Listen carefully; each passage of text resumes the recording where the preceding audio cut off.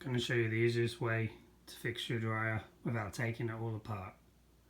This is a Samsung moisture sensor. This is the model number. If you don't know where your model number is, it's right here.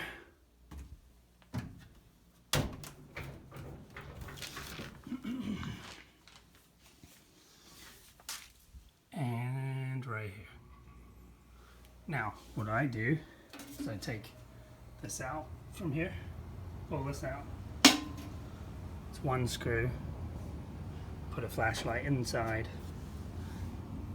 and I look inside and I can see what's wrong. So, mine was the most common thing. That big pulley right there.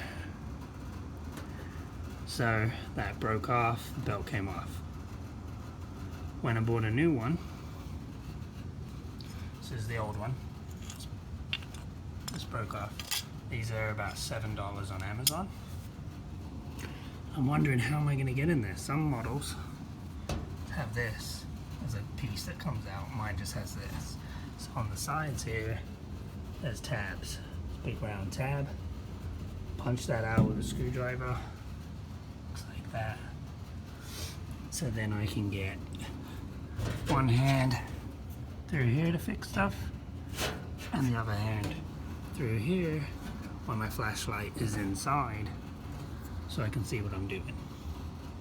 And all that was one screw, spring, pulley goes back on, and you wrap the belt around it. Comes down and around, give it a good spin, bam. Took me 10 minutes.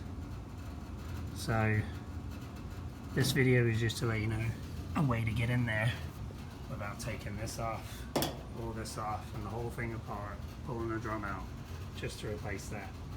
Pull that pipe out, tear that tab off, get both your hands in there, you can fix whatever you need. Easiest way I did it, and that is with this model number for a Samsung moisture sensor, HE. Thanks.